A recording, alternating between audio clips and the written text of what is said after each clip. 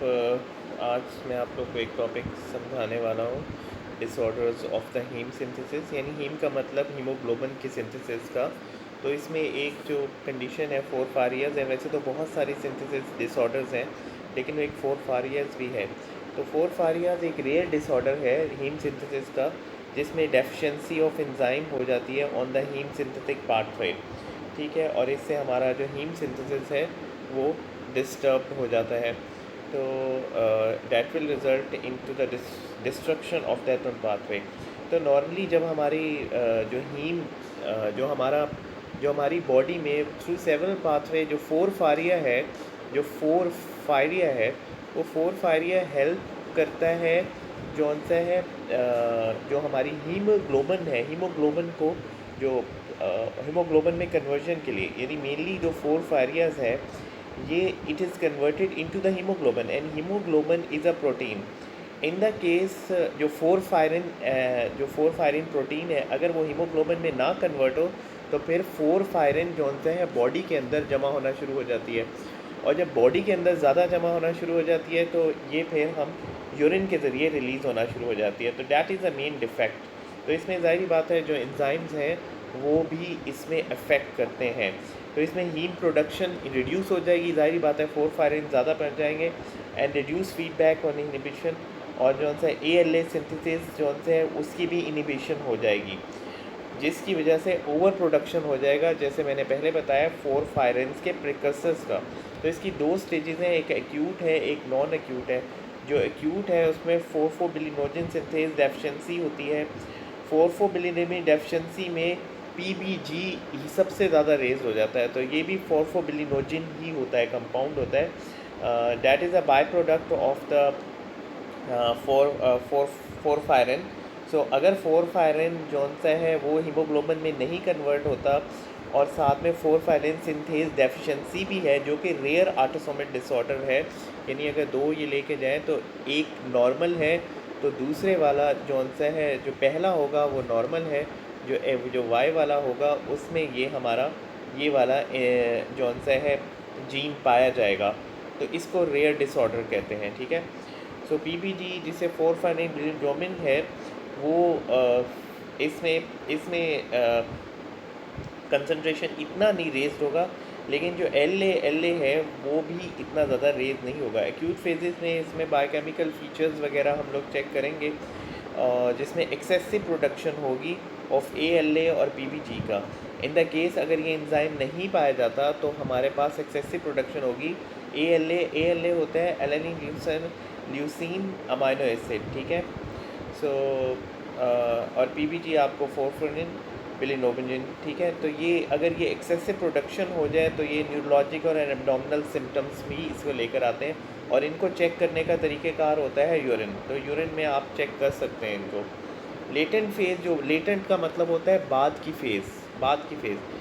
Acute मिटेंट 4 फायरिया, इसमें शुरू में स्टेज में ALA और PBG दोनों बढ़ जाते हैं, जो यूरिन एक्सक्रीशन, इनकी एक्सक्रीशन ज़्यादा हो जाती है। बल्कि लेकिन ये सारे पेशेंट्स में इट इज़ नॉट डिटेक्टेबल, ये सारे पेशेंट्स में डिटेक्टेबल नहीं होता। ठीक है, बट लेटेंट फेज़ जौन सी होती है वो एसिम्टोमेटिक होती है, क्योंकि जो PBG का डीएमाइनेज डेफिशिएंसी है। ठीक है, और एक और बीमारी, यानी ये 3 तो हो गए, PBG हो गए और ALA हो गए। एक और भी इसका बाय प्रोडक्ट होता है जिसे कॉप्रोफोरफेरेरिया कहते हैं। ये भी एक रेयर जेनेटिक डिसऑर्डर है। तो फीकल का इसकी भी एक्सक्रीशन जो से है फीकल, यानी आपके पखाने के रास्ते ज़्यादा हो जाती है। ये तभी होगी जब 4 फायरेंस की सिंथेसिस सही तरीके से नहीं होगी। तो इसमें जो कॉमन लेगेंस हैं उसमें स्किन लेगेंस हैं, और स्किन वाले ज़्यादा कॉमन हैं। ठीक है, that need to be understand it. So ये ज़्यादातर कॉप्रोफोरफेरिन ऑक्सीडेज डेफिशिएंसी की वजह से होता है, तो जिसमें फ़ीकल कंसंट्रेशन इंक्रीज़ हो जाती है। तो बहुत आसान है, तो आप लर्न इससे करें थे फ़ीकल कंसंट्रेशन। एक्यूट फेज़ का मतलब है जिसमें आप एक्यूट फेज़ हमेशा वही होती है जिसमें सिम्टम्स आते हैं। तो इसमें डिस्टर्बेंस पेरिफेरल न्यूरोपैथी होती है, यानी आपके ब्रेन के अलावा जो आपकी लोअर एंड अपर लिम्स हैं वहाँ आपको सुनपन स्टार्ट हो जाएगा। एब्डोमिनल पेन, ये बहुत ज़्यादा इसका वो है। और प्रिकर्सर ऑफ ALA और PGB भी एक्सेस मकदार में प्रोड्यूस होते हैं।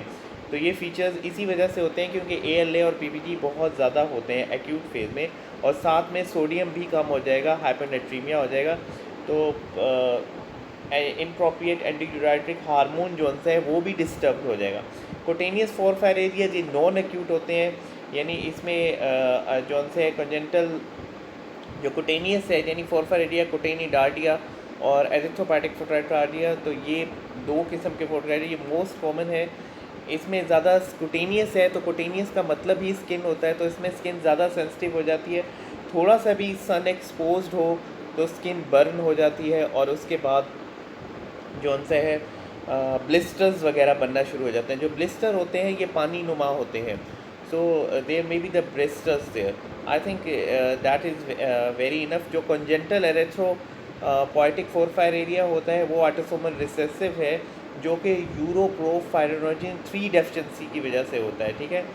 तो इसमें ये भी इन्फेंसी में बहुत ज़्यादा होता है। इसमें भी फ़ोटो सेंसिटिविटी होती है। फ़ोटो सेंसिटिविटी का मतलब है आप धूप में जाएंगे, आपको बहुत ज़्यादा जौन सा है धूप लगेगी, ठीक है, अल्ट्रा वायलेट रेज में भी।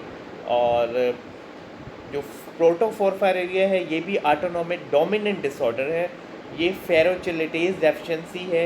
ये सारे ग्रुप ऑफ एंजाइम्स हैं जो सारे फोरफायर, इनको हीमोग्लोबिन में कंसिडर करते हैं, लेकिन अगर ये ना हो तो फिर हमारे लिए ये मुख्तलिफ एंजाइम जौन सा है इनकी डेफिशिएंसी या डिसऑर्डर की वजह से हमारे जौन सा है जो यूरिन के अंदर चीज़ें आना शुरू हो जाती हैं। इससे ज़रा जो फ़ोटो सेंसिटिविटी है माइल्ड होती है। तो पहले दोनों से फ़ोटो सेंसिटिविटी ज़्यादा थी, इससे कम थी, लेकिन ये लीवर को डैमेज करता है, ठीक है।